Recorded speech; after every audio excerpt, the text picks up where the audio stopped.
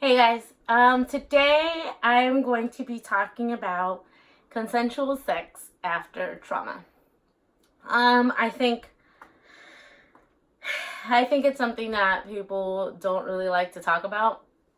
And it's unfortunate that there's so many people uncomfortable talking about sex. Yes, it's like a private matter, but the problem is that when you have people who have gone through sexual abuse, they really don't know how to handle their emotions. Um, so that's why I chose to talk about it today. So after my father's abuse, I didn't really think about sex. It's not that I didn't want to have it, but I was 12. I didn't really know. Um, I had no knowledge on the subject. My mom never talked to me about sex, even after that. You know, um, so it wasn't really talked about. I first had consensual sex when I was 15, and it's funny because my boyfriend at the time, he was a couple years older than me, and he kept asking me over and over, like, "Are you sure this is something you want to do?" And he didn't know what had happened to me. And I was like, "Yeah, of course this is something I want to do." Um, After we had sex, though, I felt so guilty. And I feel guilty because, sex is a bad thing. Not married, I'm 15, and I felt so guilty, but I also felt empowered. And it wasn't until 2017 when I went to the Stronghold Behavioral Health Facility in Utah. The Salt Lake Behavioral Health Facility. I went to the Stronghold program. And it wasn't until then that everything started to fall into place and make sense as to like why I made like poor life choices before that time. We all make mistakes. Nobody's perfect. But when you're able to, I guess, make sense out of your mistakes, when you're able to make sense out of it all, you just get this feeling like a weight is lifted off of your shoulders. So your textbook,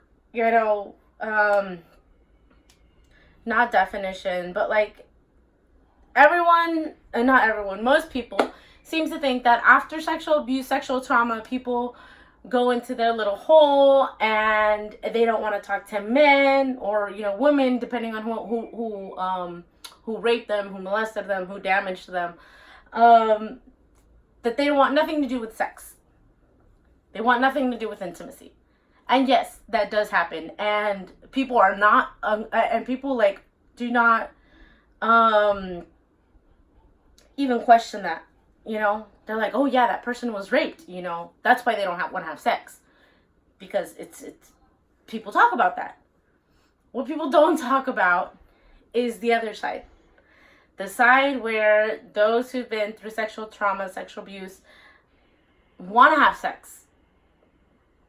Because it just doesn't make sense. It's like, why would you want to have sex if you've been through this trauma? Well, I'm going to tell you why. And like I said, it didn't make sense until it was explained to me when I was at the behavioral health facility in Utah. So for those of you who haven't been through sexual abuse, and for those of you who are still trying to make sense out of it, out of why you enjoy sex if you were raped, for example. Well, when you are sexually abused, the abuser is taking something from you. And I'm not only talking about literally, but they're taking away your power. because you're not getting a choice, you're not getting a voice, you're not getting nothing. You're just there, and they can take whatever they want from you. And for the moments that it is happening, you feel like garbage, and you feel powerless. So then you find yourself later on in life with the opportunity to be the one with the power. To be the one who can say, yes, I want to have sex. To be the one to determine when, how, why. It gives you that power back. The problem is, if you're not understanding that, which a lot of people don't, you end up making mistakes over and over and over and over again, and you have no idea why. You have no idea why you have sex with people you don't know. You have no idea why you enjoy the moment and hate the aftermath. In the beginning, after I had lost my virginity, it was so confusing, because, like I said, I would have sex, and everybody likes, no, not everybody, but I would have sex, and then afterward I would just feel I don't want to say used, because it was consensual, but something in me just felt guilty. Like I felt dirty for some reason. But in the beginning, the whole leading up to the sex, I felt powerful, because I was getting a voice, and I was the one saying, yes, we can have sex. Or, it wasn't even, people don't really ask, hey, do you want to have sex? It just happens. But the fact that my voice mattered, that was enough.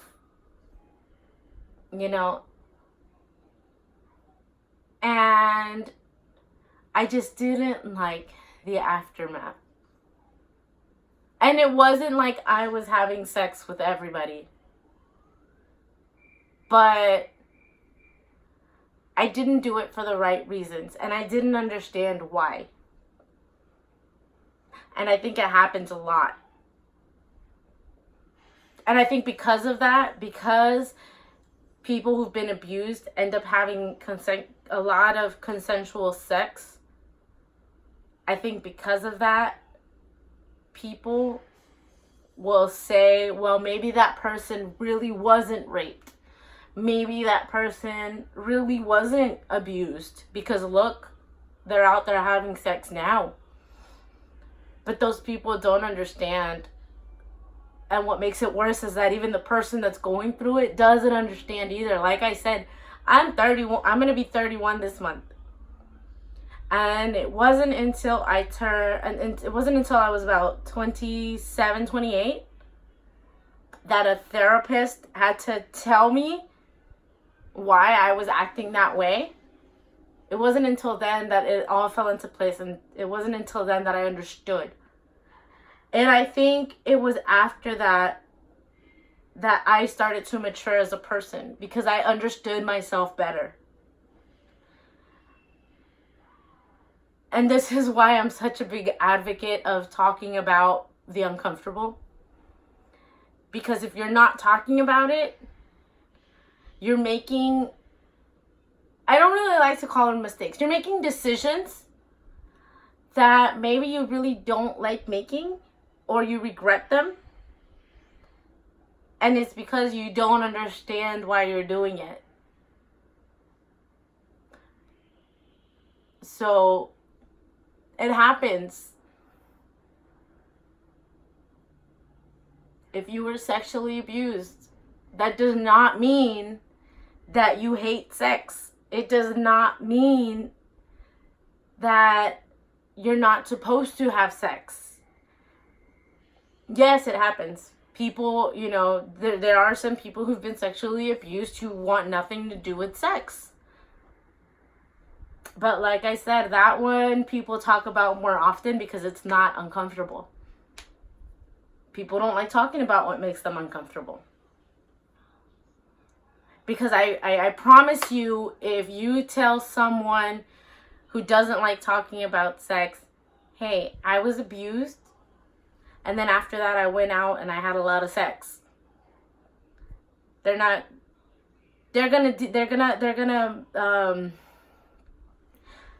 I guess minimize the hurt they feel for you. And be like, oh, okay, well then that means she's fine. She's out there having sex. She's fine.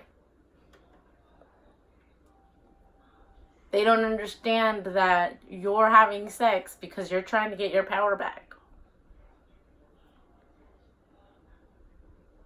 So, I guess the purpose of this is to tell you you're not a slut. You're not a whore. You're doing what makes you happy. You're doing what helps you get your power back. But I will tell you this. Once you begin to understand it, once you start making sense out of everything, it's an even more amazing feeling. After a strong hope, I have not made any decisions I regret. Because before I make a decision that I might regret, I think, why am I doing this? I have my power. I have my security. So why am I doing this? And once I analyze it, I'll be like, okay, I don't really need to do this. And it's helped me a lot. And it's helped me mature as a person. It's helped me grow as a person. And I want you to grow. I want everybody to grow. I want everybody to grow as a person. For those of you who don't know me, this is me. Those who know me know I love to develop people, help them grow emotionally, mentally. So this is why I started making these videos. So maybe I can reach that right person. The person that needs to hear it.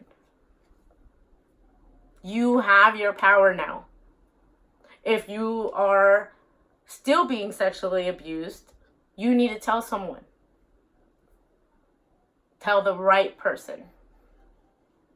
So you can get your power back. And you will get your power back eventually. But you need to do something about it. I really wish someone would have told me this sooner.